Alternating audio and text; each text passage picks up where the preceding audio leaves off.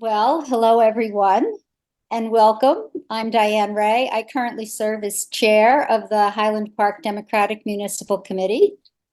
I'm also one of 26 committee people in Highland Park, and tonight I'll serve as moderator for this public information session.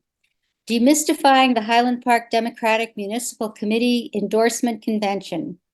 Please hold your questions until the end of the presentation. And remember, there will be a hard stop at 9 p.m. So before we begin, I really would like to thank the Communications Subcommittee for organizing this public session. Gary Leslie, Abby Stern-Cardinell, Randy Sumner, and Laurel Kornfeld, and a special thanks to Dr. Joyce Leslie. We as a committee are focused on electing good, qualified Democrats who share our democratic values and keeping them in office.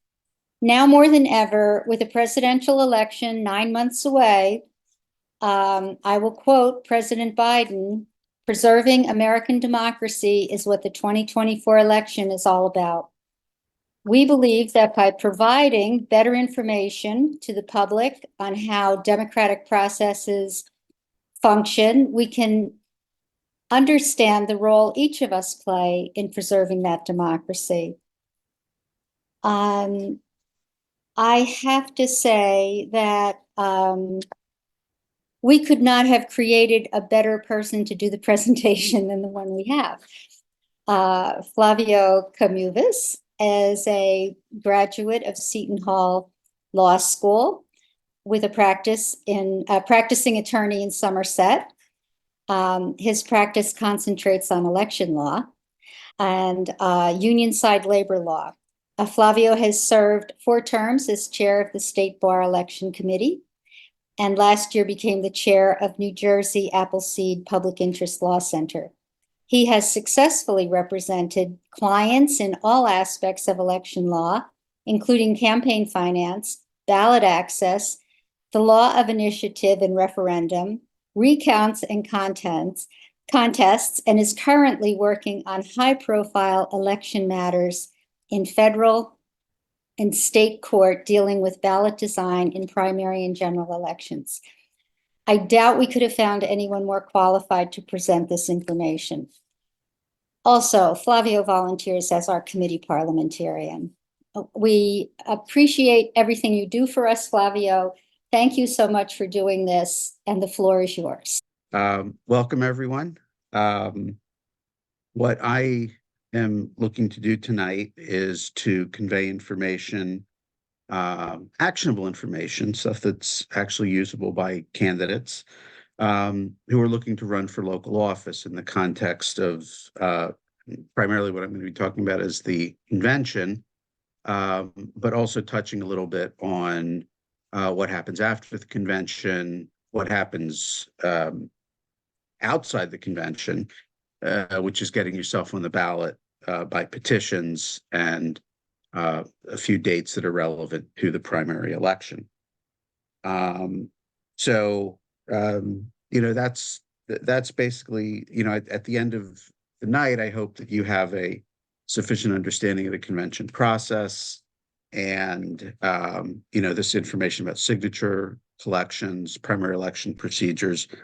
And the part I'm going to start with is just a general overview about the powers and duties of municipalities in the form of government that Highland Park has.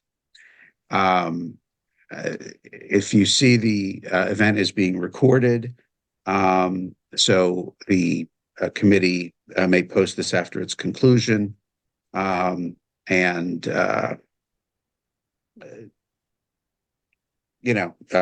obviously you can share your screen or not, but all are certainly welcome to stay with that knowledge. As Diane mentioned, we're going to save any questions for the end of the presentation. I'm going to kind of go through 4 different sections. One is sort of general civics, then sort of get into the meat of the convention, talk a little bit about petitioning, and a little bit about the elections. So with that is my plan, that's my objective, and hopefully I'll meet it. So the first thing I want to talk about is just some basic civics, right? So what is municipal government? I think we pretty much know these are functions that the town performs. It could be garbage, recyclables, police, fire, planning, zoning, public works, things like that. What the town government does not do is directly regulate things like the county utility authority, joint insurance funds, county parks like Johnson and Donaldson. We don't do things like the state does, like criminal code, environmental protection, regulation of professions. And of course, we don't do, anything federal like, defense, foreign relations, things like that. It's not to say that we can't have and express an opinion on any of those things because they do affect us, but the borough council does not directly regulate any of those matters. So there's about a dozen or so different forms of government in the state of New Jersey. And we operate under what's called the borough form. Not because we are called the borough of Highland Park, because you can have any of these forms with any other thing that calls itself whatever, borough, township, city, village. But we operate under the borough form. The borough form is the most popular, the most numerous, the highest number of municipalities in the state that have a form of government use the Borough Act. Just historically, it was initiated in 1878, revised in 1897, and again in 1987. In the borough form, the borough mayor is elected at large to a 4-year term, and 6 council members are elected at large to staggered 3-year terms. The borough form is referred to as a weak mayor, strong council form of government. What this means is that unlike a township like Edison or Woodbridge, where the mayor has more executive authority, our government divides some executive authority among the council meetings. Interestingly, although it's called a weak mayor, strong council, our mayor presides at council meetings, whereas in these other councils, these other forms of government, you don't really see that. Mayor appoints with the advice and consent subordinate officers, and the borough can opt, as we have, to appoint an administrator and delegate some of these responsibilities to him or her. As I said before, 218 of the 565, I think it is now, municipalities in the state operate under this form. Now, how's this different from other forms? So the other major form that I'll talk about, and I say there's 12 of them. I'm not going to give you a class on all 12 forms, but a big contrast with that is the Faulkner Act. That's used in New Brunswick. It's used in Piscataway, Edison, Woodbridge, among others.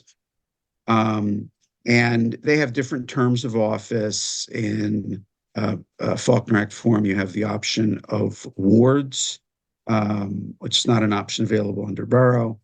Another thing that Faulkner Act has is there's a large number of items that can be proposed by direct referendum, by direct initiative, and borough actions that can be objected to by referendum. We don't have that here. Ours is a much more limited class of things, like change of government, certain spending by the municipality in excess of budgets, and the power to object to bond resolutions. So that's the form we operate under.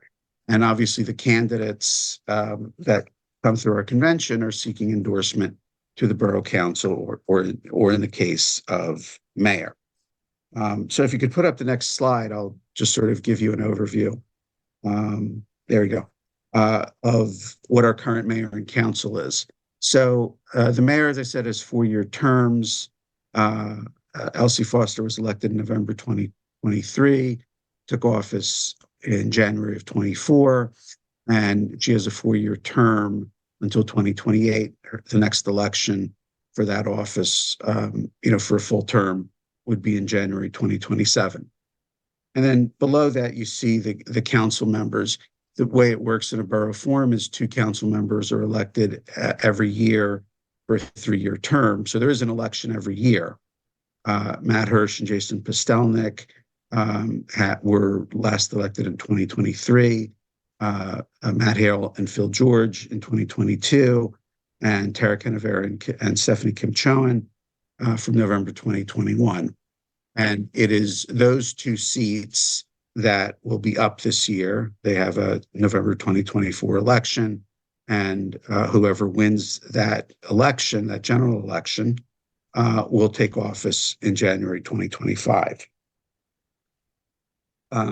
So again, like I said, every year there is at least 2 municipal offices up, and then on the 4-year cycle, there's the rotating election for mayor. Next slide, please, Gary. Okay, so now I'm going to get into some of the meat of the Democratic Convention. And the first thing I want to talk about is what is the purpose of the convention, both what it is and what it isn't. So the purpose of it is for the Democratic Municipal Committee to express who, if anyone, they want to endorse as primary candidates. And that is basically, that is the extent of the convention. What it is not for doing, it is not for determining who the candidates are. The candidates are the people who file petitions. It's not for determining vacancies in office holders. In that case, if vacancies arise, we nominate 3 people. We don't choose them. It has nothing to do with the Board of Education. And particularly, it doesn't have anything to do with installing people or selecting general election party nominees, because the general election, obviously who gets installed depends on who wins the general election, and who is the Democratic nominee is whoever wins the primary. Not necessarily the same as the endorsement. It obviously helps, but it is not dispositive of that. It's not the final word. When is our convention? So under our bylaws, the convention has to occur approximately 2 weeks before the deadline set by law for the submission of petitions. And this year, we're 2 weeks and 1 day before that.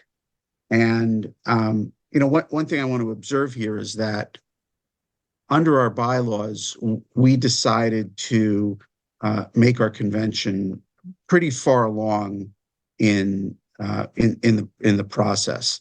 There are some counties, Monmouth County, for example, is holding a convention. I think it is tomorrow.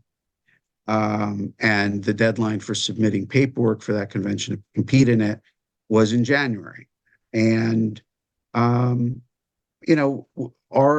our committee did not see that as being useful. So what we did is we set the convention approximately 2 weeks before the filing deadline, setting a deadline for candidate submissions about a week before that. We want to try and be more open, more participatory. We don't want to sort of cut off people that maybe in January they haven't decided that they're going to run yet. So we try and do it closer. How do we publicize our convention? So as with all things with the committee, there's a mixture of social media, our website, and posting in public places downtown. In 2022 and 2023, we did it about 2 or 3 weeks before. This year, the committee went further and announced it a full 6 weeks before the participation deadline. That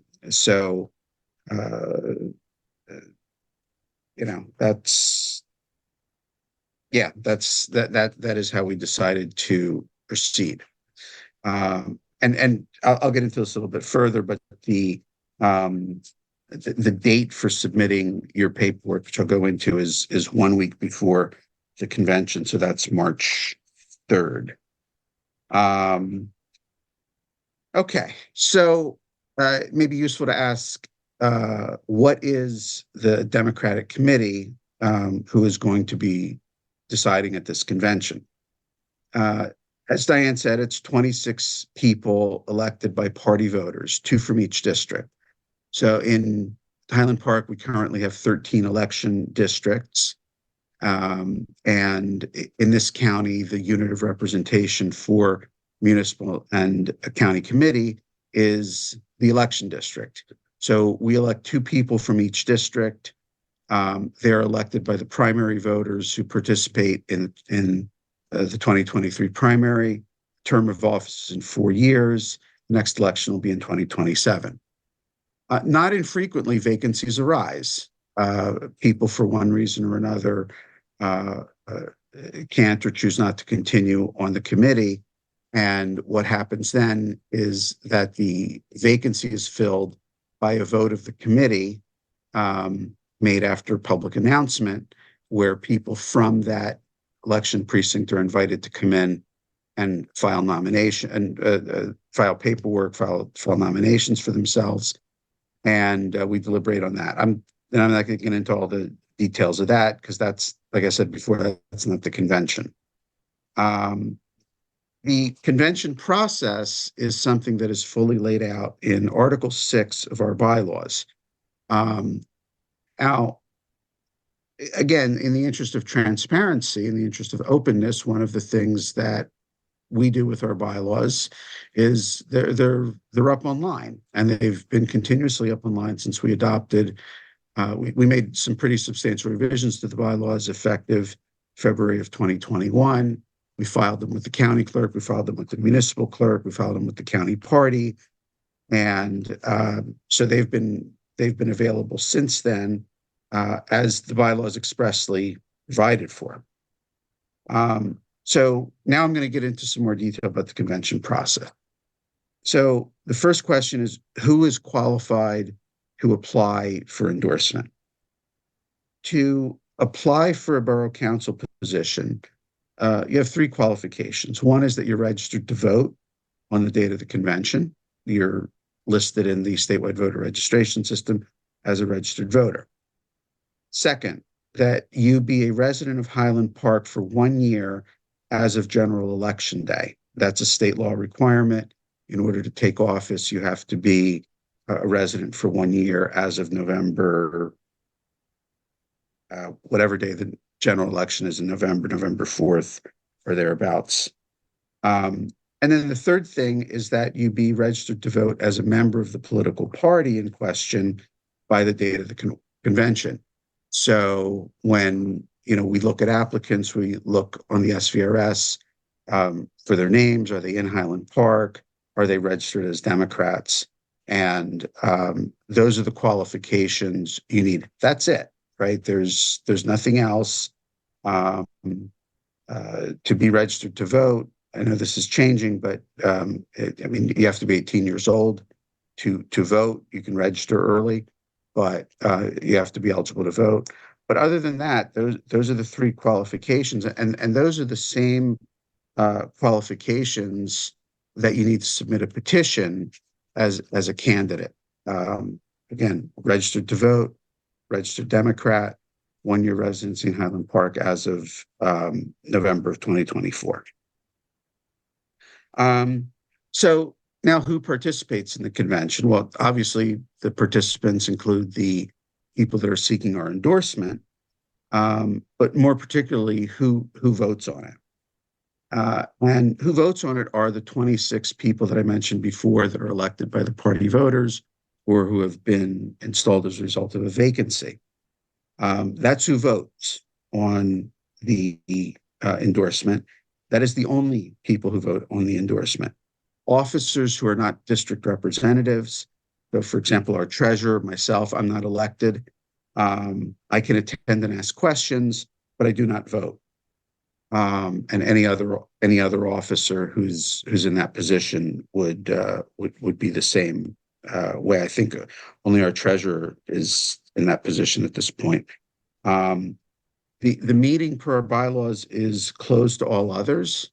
That means we do not have representatives from the county party. We do not have borough elected officials, again, except to the extent that they're candidates, and the public at large. Because this is basically where we're doing, we think is a pretty important function of endorsement. And this is the way the committee has decided to operate with that. So what must applicants file, right? And again, this is sort of, like I said earlier, we have, in sufficient time before the paperwork was due, we have given a public notice of this. And so this is done by reference to the bylaws, right? And so what you need is basically a letter of interest, a resume, whatever you want to call it, something that lays out. I mean, just reading directly from the bylaws, a copy of their resume setting forth qualifications for elective office, both in general and for the particular office, for current contact information, address, phone number, email addresses. And what we're sort of getting at from these papers is, based on this information, what would make you a good elected official, in particular, a borough council person in Highland Park. The second thing that comes with the packet is letters of reference. These are not mandatory, they're optional. If you choose to submit them, you can submit no more than two. Then there's a clause in the bylaws that says such other papers or submission as the chair may deem appropriate and helpful. At least for this cycle, we've not prescribed anything along those lines, but that's something that the chair at her discretion can change from time to time. Where sent and the deadline. The resume with the content described, any optional letters or references are sent to our chair, Diane, by March 3rd. I don't know if somebody can put Diane's email in the chat, just because I don't have that written down here. We have not historically accepted late nominations. We don't accept nominations from the floor. We ask you to submit these papers a week before. And, that's your key to being, that's the gateway to being considered at the convention. So then we proceed with the candidate interviews. Typically what happens, it'll be a Zoom meeting like this. Whoever's running the Zoom meeting will let the candidates in to make their presentation. And then, once the presentation is over, we'll thank them and take them out of the roster of the meeting. And then we go on to the next candidate, right? So each applicant screens separately. If there are members of the Democratic Committee who are screening for an office, they screen first. Why is that? Well, the reason they screen first is because the members can participate in watching other candidates, and they can vote, right? I mean, so what you don't want to have is a situation where a candidate sees these other interviews and then sort of adjusts their presentation based on what they've seen in the other interviews. We want to try and make it as even as possible. So if you're a member of the committee and you're screening, a member or officer of the committee and you're screening, you go first, right? So that's what happens there. Applicant's presentation. So each qualified applicant shall be entitled to speak for up to 5 minutes, which should include the 3 most important issues concerning Highland Park. Again, that's straight out of the bylaws. We want to hear what, we're asking we're asking candidates to tell us what they think are the 3 important issues. Expected questions, right? So what will happen is there will often be a list of questions that are going to be posed to the candidates after their uninterrupted 5-minute presentation, and those questions will be furnished in advance. But in addition to that, members may ask questions and don't have to ask them to all candidates. If there's something of particular interest or concern for an individual candidate, the members are allowed to ask questions. What might members be thinking about as criteria for endorsement? Well, things like life experience and achievements as seen in their resume, the answers to the questions, both what's on their own merit and as compared to the other applicants, right? Because we can only endorse, or we will only be endorsing two people. If there's more than two applicants, obviously we want to judge that in comparison. If they're incumbent, or if they currently hold elective office, if previously held elective office, we would consider their record in office. This, to be clear, this does not mean that incumbent office holders get some kind of automatic endorsement or even a presumption that they will be endorsed. They will be assessed on the merits the same as everyone else. It's just that for incumbents, they have a record, and the committee may judge it favorably, may judge it unfavorably, whatever. But there is a record, and to be clear, incumbents, there's no presumption or much less automatic consideration that's given to the incumbent.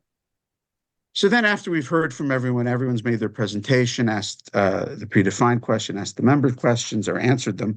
There's deliberation. And the deliberation is conducted by the same people who participate, the members and the officers, with one important exception, which is that if you are a member and are being screened and have asked to screen, you are recused from deliberating on the vote. But you do ultimately vote. So once deliberation ends, we bring everyone back, if there is anyone in that category. By everyone, I mean the members and the officers. And per our bylaws, something innovative that our committee has done, and a number of other committees have done elsewhere, this was done in the case of New York City Mayor the last time, is we use ranked choice voting.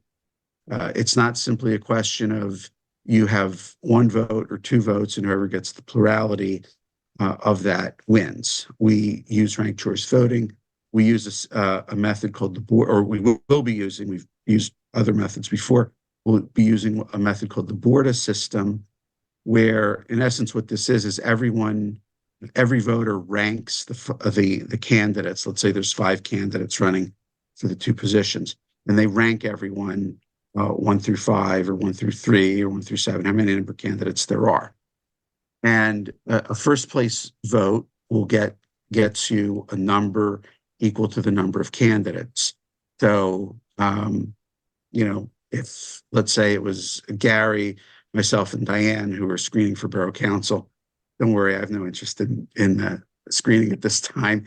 But what would happen is that everyone would rank us. And so if you voted for Gary first, you'd get 3. If you voted for me second, you'd get 2. And if you voted for Diane third, she'd get 1. That's the BORDA system, and it has a number of benefits to it, including not eliminating, but substantially reducing the chance that there'll be a tie and a revote. And the way the committee does this is we use a vendor called OpaVote. And what happens is people who are participants in the meeting at the moment the vote is called are sent an email, and they click on the link, they vote. I've seen this done a number of times with regard to vacancies, both in borough and municipal, both in municipal and municipal committee offices. And it's pretty quick. I mean, it takes a couple minutes, but it's something that works very well. And the endorsement is awarded to the 2 applicants with the highest vote totals. What do we do at that point?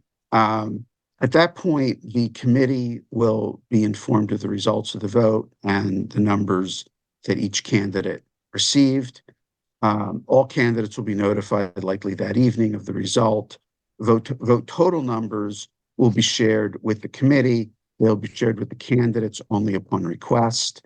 So if you're a candidate and you want to know how well you did, ask that, and it'll be provided. It won't be provided automatically. But what comes with an endorsement and what doesn't? The endorsement brings with it the support, the institutional support of the Highland Park Democratic Committee and our resources, volunteers to campaign, a website, a social media presence. We don't have a ton of finances, so that assistance may come from other sources, including from the candidate. But you do get the institutional support, and you do get an army, a small army, admittedly, but a small army of volunteers to help you both in the primary and in the general election. What doesn't it bring? So it does not bring with it an assurance that the endorsees will be able to use the Middlesex County Democratic Organization slogan, or to be listed on the primary ballot in the line with the other MCDOs, I'm sorry, the column with the other MCDOs endorsees. It is helpful to have such an endorsement, right? And in most instances, the endorsement will equate to those things. But to be clear, it is not a guarantee. The county party has made this very clear in recent court proceedings that they do not believe they are bound by the decisions of municipal committees in conferring slogans, in awarding slogans, or conferring the party line endorsement. That is something carried out by the county clerk upon essentially a private agreement between the candidate and the person who is the campaign manager or the any county candidates, which is typically going to be the MCDO chair. Separate from that, other candidates may have the ability to bracket. So we saw this, if y'all remember, a couple of years ago. There were candidates in Edison and Piscataway that were seeking municipal office. They chose to run and bracket with some county commissioner candidates. So they were in a bracketed column, even though it was not the party column. So again, the endorsement helps, but it is not a guarantee. What does the committee expect of endorsed candidates? And really, this is parallel, I think, to what candidates should expect from themselves. Number one, devote sufficient time and resources to campaigning, both in the primary and the general elections. It's not required, but it's helpful if you have or raise funds for campaign materials like flyers, door hangers, any social gatherings that the candidates may want to have. Again, not required, but certainly helpful if you're running in a competitive election and you want to win. And then in Article 7 of our bylaws, we talk about the expectations of candidates who do win win our endorsement. These include things like coming at least once a year, but periodically, and talking to the municipal committee at one of our monthly meetings, attending and supporting and participating in other committee activities. So if it's one of our street fairs, come up to our booth. Communication, timely communication with the committee on municipal business. And, perhaps most importantly, faithfully fulfill the obligations of your office that you've taken an oath, or that you would be taking an oath to support, regularly attending, actively participating, doing right by the people, doing right by the public, advocating for things that are in the best interest of the borough and of the borough's citizens. One thing I should note also is that our objective in the committee is to elect Democrats. So we, of course, recognize that the voters at the primary election are the only ones who decide who the party nominee is. There's certain exceptions about vacancies in candidates post-primary, certain special elections, but whoever wins the primary, that's who our party endorses. And so our committee commits that if you win the primary, we will support you in the general, even if you weren't our endorsee. That's our job, electing more Democrats. And at that point, it becomes a contest between Democrats and either Republicans or independents, and we support the Democrats, regardless of what may have occurred before that. So that's basically the convention in a nutshell. As I said, if there's questions about that, we'll hold them off to the end. I do want to get into a little bit about the primary ballot and the petition for getting on the primary ballot, how that works. This topic here, and I think next page, maybe, Gary. So getting on the primary ballot. So the qualifications, right? I mentioned it before, registered to vote, registered as a Democrat. Here's residency by election day. And we also have certain, again, sort of, those are the legal qualifications. The practical qualifications are the kinds of things that I, mentioned before. Your life becomes open to scrutiny when you run for office. As perhaps it should be, perhaps it shouldn't be, but that's how it is. And you don't really see this much in a local race, but there's opposition research and there's possibility of negative campaigning. We would hope that it doesn't happen, but it can. So those are the qualifications. Now, then you have to file a petition, right? Now, I'll get into the petition a little bit more later, but let me give you the overview. In Highland Park, for Democrats, 50 valid signatures are required, both for Democrats and for Republicans, pursuant to law that Governor Murphy just signed back in January in the wake of lame duck. It's a calculation that's based on the size of the municipality and the voter turnout in the last primary, in the 2023 primary. Now, I'll explain in a moment what valid signatures means, but 50 signatures does not mean 50 signatures. 50 valid signatures does not mean 50 signatures. Always want to go above that limit. If you need 50, get 75, get 100. A couple of reasons. One is you've now got a list of supporters that you can call on. And in case there are problems or challenges to any of your signatures, you have a buffer. Because you cannot, unlike in certain other cases, you cannot add signatures after the deadline day. Whatever you turn in that's what's going to be considered, and you can't add to that.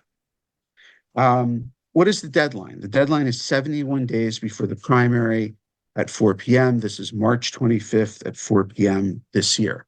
Where do you file? If you're running in a primary for municipal office, you file with the municipal clerk at Borough Hall.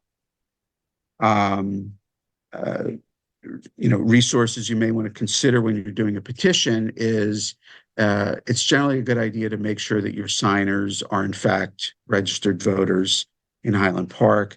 One of the things that participants here will be provided is a link to the SVRS for Highland Park, so you can sort of get an overview and make sure that your signatures are from qualified voters.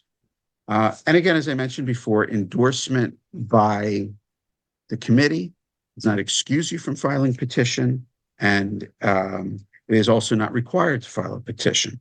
So if you want to run for office as a Democrat, as a Republican, you do not need the endorsement to file, and getting the endorsement does not negate the requirement that you go out and get a petition with 50 valid signatures. So I'm going to skip a moment before we go to the next page and go through a couple of things about circulators and signers. So first of all, is who may be a circulator?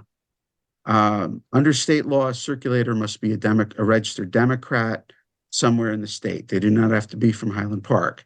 If you have a friend from Cape May, a friend from Woodbridge, a friend from New Brunswick wants to help you gather petitions, they can do that as long as they're a registered Democrat. Now, if you're using a circulator, check to make sure they're a registered Democrat, right? You don't want to have your signatures invalidated because the circulator was not qualified. And another thing that what I recommend people do when they're out getting petitions is carry voter registration forms with them, because you may encounter somebody who supports you but isn't registered to vote at all. And if you run into somebody like that, get them registered to vote so that they can vote for you in the primary and so that they can sign your nominating petition. So that's circulators, and they'll have to make certain oaths on the petition, which I'll get into. Who may sign a nominating petition? So a valid signature on a nominating petition is somebody who is a Highland Park registered voter who is either a member of the party in question, if you're Democrats, or is unaffiliated. Different from independent. Unaffiliated is someone who's not declared a party affiliation. And up until a couple of years ago, in the state of New Jersey, unaffiliateds made up the largest number of voters, more than Democrats, more than Republicans. Democrats have since outpaced them, but only by a couple percentage points. There's a lot of unaffiliated voters out there, and they can sign your petition, and they become a member of the party by signing your petition. Your signers will also have to print their name and write in their address. And the other thing is you can only sign as many petitions as there are candidates running. So if, let's say there's 3 people or 5 people out there collecting signatures, if you have signed petition 2 of them, or 2 individual petitions, 1 for each candidate, you cannot sign any other petitions for that office. Otherwise, basically, depending on the practice, there's a good chance they'll all be disqualified. At least some of them will be disqualified, and it might be yours. So, when you're asking a signer, just, hey, you haven't signed any other petition for borough council this year, have you? No, okay, great. You're unaffiliated, you're a Democrat. Okay, great, you can sign it. And make sure, as they're signing their signature, printed their name, wrote in their address. So then you obviously have to file by the date I said. If you don't file on time, you're not on the ballot. It's a strict deadline. And also candidates may have obligations to file with the election law enforcement commissions, even if you or your candidate committee, your joint candidate committee don't intend to raise or spend any money. You still have to register with ELAC and say, hey, I'm a candidate and I'm not raising any money. If that changes, I promise to make the filings that are required by ELAC regulations. So Gary, let's bring up the petition here, and I'll go a little bit in more detail on the petition here. So again, this is going to be in the links that we provide for you after the session, but a petition has 4 pages. It's a little hard to see here, but in essence, the first page lists your office that you're seeking, borough council, term of office, the party you're running in, and the candidates' names in the order in which they appear to be on the ballot. That has to be filled out before you start circulating petitions. You don't want to be circulating petitions with, well, I'm nominating somebody. Well, who am I nominating? You want to know who you're nominating. That's why the candidates' names have to appear there. And then also on page 2, which is on the upper right here, you see that's another place to fill in basically the same information, who you're running for, what party, candidates' names, addresses, things like that. So these are things that have to be filled out before you go out petitioning. Then the bottom of page 2 has blanks for petitions. There's 5 signatures there. There's 5 signatures on the next page. I think, is there another slide for petitions, Gary, or is that? No, I'm sorry. Yeah, there it is. So the top left is the bottom of page, is the top of page 3, and then the bottom of page 3 is the circulator affidavit. And what this is saying here is that the circulator is swearing under oath that they saw all the signatures made here. And so what this means is when you're circulating a petition, it's one person, right? So every petition packet of 10 signatures has got to be circulated by a single person, because if it's not you who's circulating it, or if you leave it at a business to say, hey, people come in and sign, you're not there and you cannot legally swear that you've seen the signatures being made. And that can be grounds for disqualifying the signatures on a given petition if that oath is determined to later not be accurate. A candidate may be a circulator. Oftentimes, a candidate will be the only circulator. It's fully legal, but whoever the circulator is has to fill out this material at the bottom of page 3, and that, of course, is filled in after all the signatures are put in. Don't fill it in before, only fill it in after. And then on page 4, this only has to be done once, regardless the number of petition packets. The candidate has to swear to uphold the Constitution of the United States and the state of New Jersey and certify that they will accept the office if they are elected. That can be done after, it doesn't have to be, but it only has to be done once. And then the other thing I would just call to your attention to is back on page 1, there is the candidate request for the slogan. So that does not have to be filled in as you're circulating, but it should be filled in before it is turned in to the municipal clerk. What is the 6-word or less slogan that you want to be known by on the ballot? Fighting for a better Highland Park.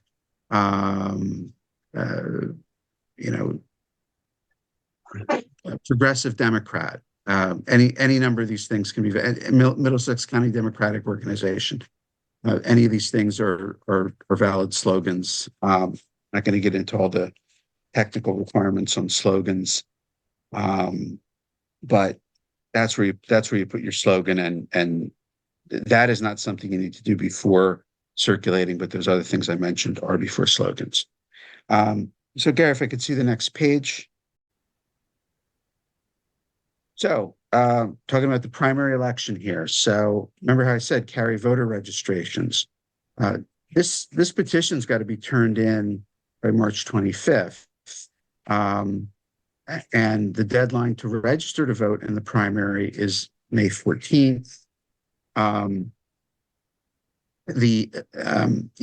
people still like to call it election day, right? I prefer to think of it as the last date of in-person voting. Why do I call it that instead of election day?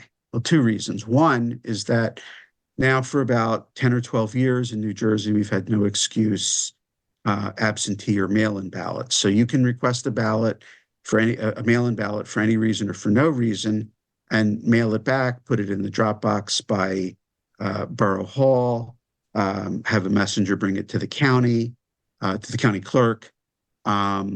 So those ballots go out 45 days before the election. So that's when voting starts. That's when people are starting. As soon as they get that, they can fill out that ballot and they can vote. And then we have a period of early voting in New Jersey. It's from 3 to 12 days, if I recall correctly, before the election, where you can vote at certain locations. They've done it at the Piscataway Library. They've done it at the New Brunswick Library. I think they did it on a fire hall in Woodbridge in Edison one year. A number of places around the county where you can go and do early voting. So then what's left, right? Then what's left is primary election day. The polls are open from 6 to 8, and that is the last day for in-person voting, what people have historically called election day. And so what happens on primary night? What happens on primary night? Let me just, I also want to say who votes in the primary, right? So anyone who is a registered Democrat can vote in the primary. Anyone who is unaffiliated and chooses to become a Democrat can show up at the polling place on election day and say, I'm a Democrat, I want to vote in the Democratic primary, or I'm a Republican and I want to vote in the Republican primary. New Jersey has what's called a semi-closed primary. There is a little bit of a complication that the Secretary of State will not necessarily let unaffiliated voters do that unless they have changed their party registration before. But certainly on the last day for in-person voting on June 4th, you can go down to your polling place and say, I'm unaffiliated, I'm going to change parties. Who can't vote? Anyone who's registered as a Republican, anyone who's registered as a Green, Reform Party, any of the number of minor parties that we have in the state that you can register as. If you're a member of one of those, you cannot vote in either the Democratic or the Republican primary. So that's who that's who primary voters are. And then, as I said before, the primary is the sole means by which the party decides its nominee. And whoever wins a plurality of the votes at the primary, there's no runoffs, there's no ranked choice voting. It's simply first past the post. You got to get more, in this case, top two. You've got to get more votes than your opponents do. That's what it takes to win a primary. I'll note also, sometimes if the results are close, what you learn on June 4th is not necessarily the final word because of two things. One is that absentee ballots that are postmarked can come in after Election Day for a period of time, and they will be counted. In addition, mail-in ballots that have had some sort of defect in them can be cured by what's called a cure letter. Hey, your signature doesn't look right. Hey, you forgot to write your name or your party, any number of things. And what the county clerk will do is send a letter out to the voter saying, hey, you didn't do this right. You have a window of time to come in and correct it, and your vote will be counted if it is. It's, the cure letter is something that just as an election lawyer, I find to be an extraordinary achievement, because in the past, what would happen is if there was something wrong with your mail-in and your absentee ballot, you wouldn't be told. You might not even be told after the election. You certainly weren't told in time for you to cure it. And so you were being deprived of your vote without any notice and opportunity to be heard. Due process violation in my judgment, but regardless, the state legislature fixed that a few years ago. So you have primaries. So you have cure letters. So, what I would mention, this will be in the papers and it may be up on one of the slides, is obviously support your local Democratic committee. We have a Act Blue page. Actually, that is there, Gary, if you can get the next page. So this will be in a link that you have, but we're up on Act Blue. And there you go. And obviously, take a look at our website, right? We have all our announcements, our current announcements, our archived announcements, our bylaws. We have a map of the town so you can determine who your two representatives are. And we have names and email contacts for them all there, because we want to be able to hear from you. It's a very important function of the committee to hear from our constituents about what they like, what they don't like, what they want to see changed, things like that. As I mentioned, the bylaws are up there, including Article 6, which has all the details of the convention. And just before we get to questions and answers, Gary, if we could have the next page. We will be sending out links to some of the things I discussed tonight. So just as a general overview, the bylaws, the website, a link to the election statutes that I discussed, and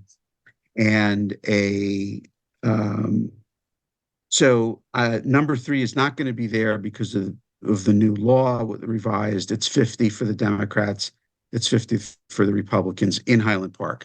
May differ by town.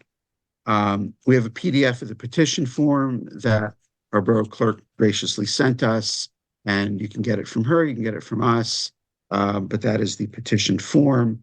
The SVRS extract that has the name and party registration status and other demographic data of all the voters in Highland Park. The primary chronological election guide. If you're a candidate, you should get this, right? Because this has all the deadlines about things that maybe voters aren't particularly interested in, but withdrawing from the race, or challenging your petitions, responding to challenges to your petitions, mail-in votes, the draw, the printer's proof, all these sort of little details and mechanics of election, they're all in that guideline that's issued by the Secretary of State. Voter registration forms, you can register online, you can register on paper. We have links to the English language and a link where you can find other languages. If you really want to get into the weeds of municipal government, there's the desk book, which you can buy. You might be able to get it at the library, I'm not sure. The forms of government thing that I discussed at the very outset, that's public. It's a webpage by the State League of Municipalities. The Highland Park Municipal Code, if you want to know our particulars about, what are we doing about administration? What are we doing about zoning? What are we doing about vacant properties ordinance, construction codes, things like that? It's all there. Number 11 is the Kentos case that I discussed about basically saying about how the endorsement helps but does not guarantee a county use of the county slogan and being placed in the party column. And then lastly in there is the council meeting schedule, so that, if you win, you know what you're looking at in terms of commitments to meetings and what's planned. When I wrote this, the 2024 schedule was not yet up. So I'm hoping that link will take you to 2024. I confess I have not checked it. But certainly that's something you can get from the borough clerk. So that concludes my presentation. And any questions or, further expounding on any of the stuff that I have, I'd be glad to hear.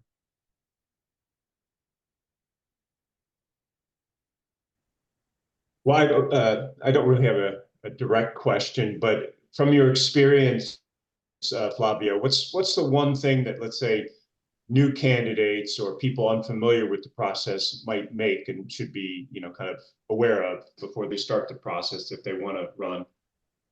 Or is there not one? So what I have found is people aren't aware of or otherwise miss the deadlines for convention. The filing deadline, I think if somebody that's seriously considering running knows that, but there's a lot of rookie mistakes that people can make with petitions. So the circulator may not be qualified, or they don't vet the signatures. They turn into few. The day after, the Saturday after petitions are due, is basically the deadline for submitting challenges. And, the past few years, that Saturday I have left wide open. Why?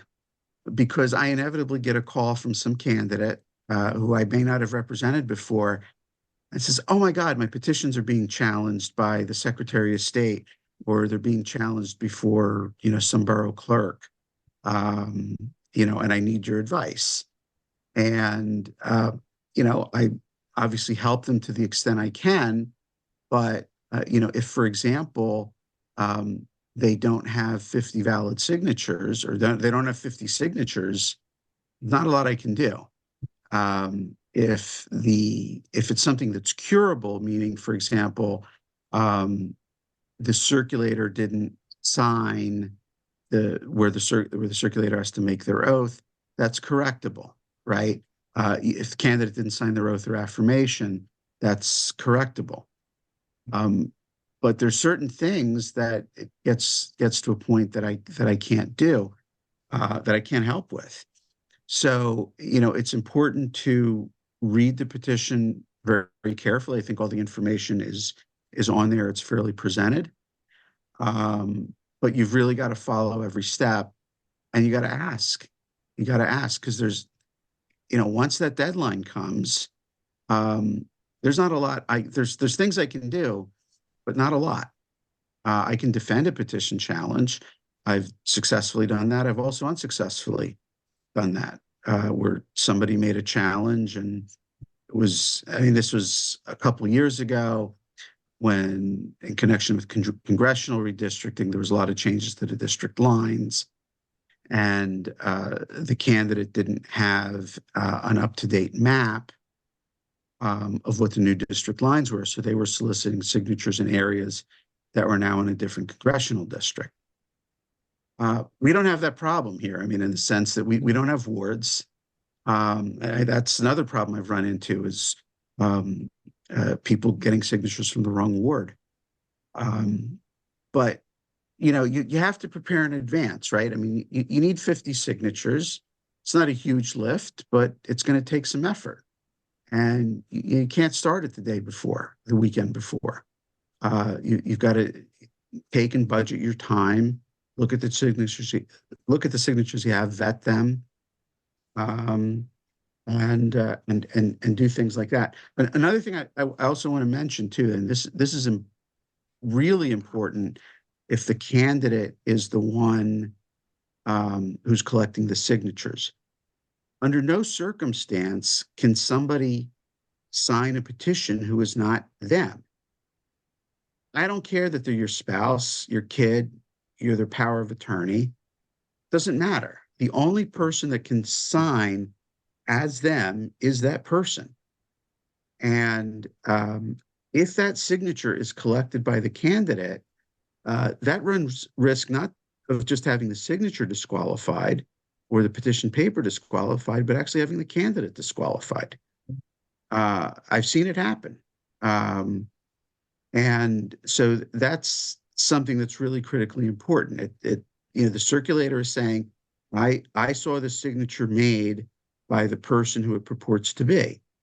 Now, look, if the turns out they're not registered, it turns out they're a registered Republican, the signature will be invalid, but you're not going to get dinged for that. But things like what I mentioned is, having somebody sign, oh yeah, my son would love to support you. Let me sign his name. No, under no circumstances is that allowed. So, read the instructions carefully. Give me a call. I mean, if you need some help with something, if you don't understand something, I'll help you out. So yeah, those are key things. And I would say also just another thing is, be prepared for scrutiny, right? I mean, if you have the proverbial skeletons in your closet, I mean, local media has been destroyed, right? The media isn't going to pick it up. Doesn't mean your opponent won't. And you have to be prepared for that scrutiny. Not say it's going to happen, but know that it may. So, yeah. So, Flavio, you may have said this and I didn't hear it, but the signatures that you collected, that there's a part of the petition that has to be notarized to verify, to swear that everything you collected that you witnessed everything you collected. Right. So there's two things that have to be notarized on the petition. One is the circulator of a given packet has an affidavit that they have to sign. Actually, Gary, did you take it? I mean, if you can bring it back up, but it's under the signatures where the circulator has to sign that. The other thing that has to be notarized is the oath of allegiance.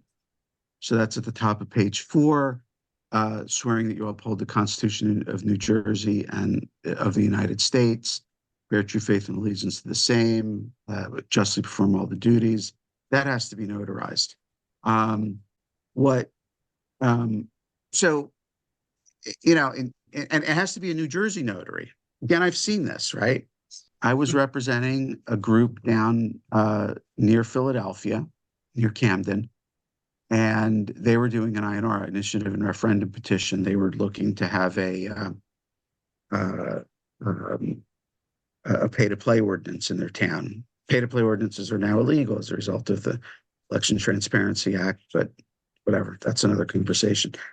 And some of these folks, they knew a Pennsylvania notary, and they went over to Pennsylvania and had it notarized.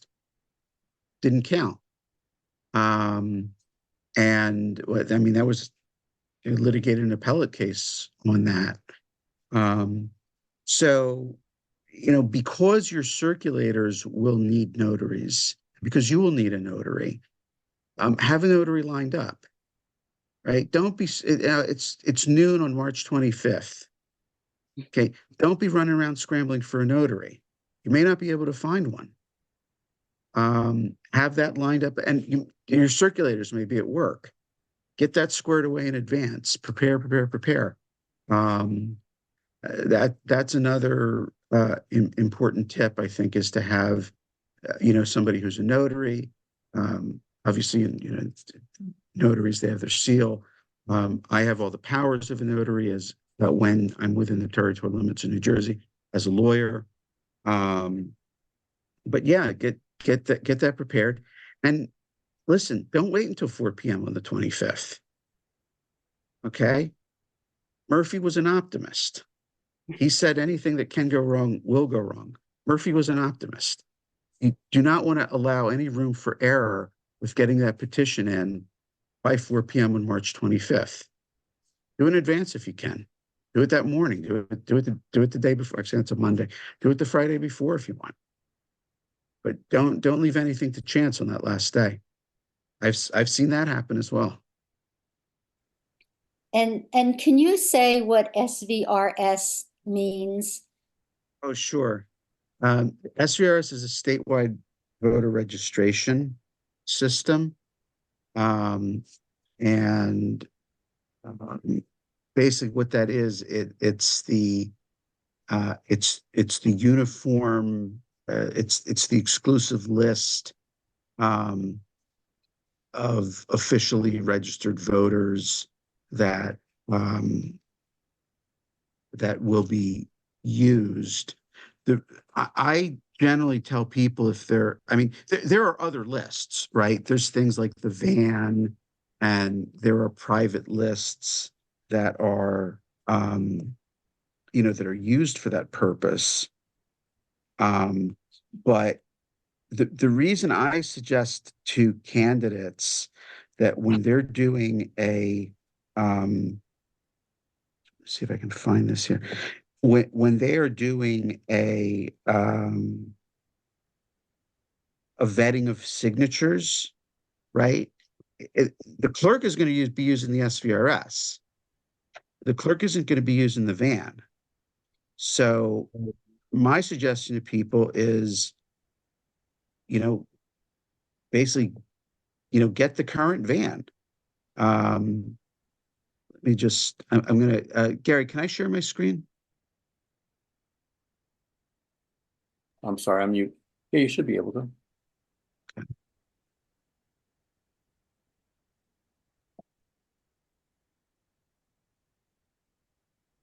So what you see here is, this is the SVRS for Highland Park. You see, it's about 6 weeks old. It's not the most current thing out there, but you can write to the Department of State and get it. And so what this has, right? This has everybody's name, as their address. Sorry,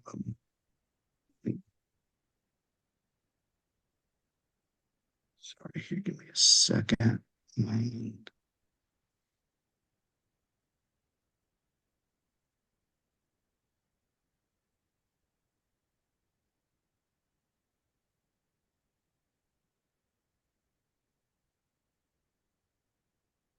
Okay, so column C has your party affiliation, right? So, it's a lot of Democrats in town.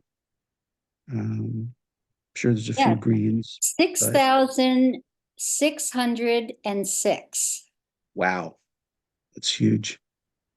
And then over here on the right-hand side, so this column W, right? That's your that's the election precinct that you're in.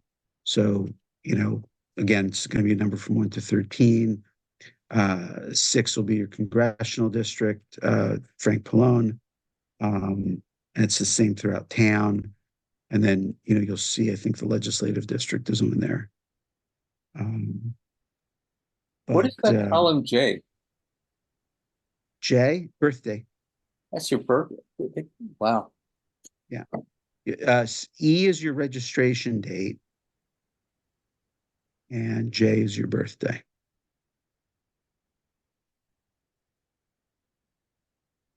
Again, look, this is 6 weeks old. I get them periodically for my practice, but by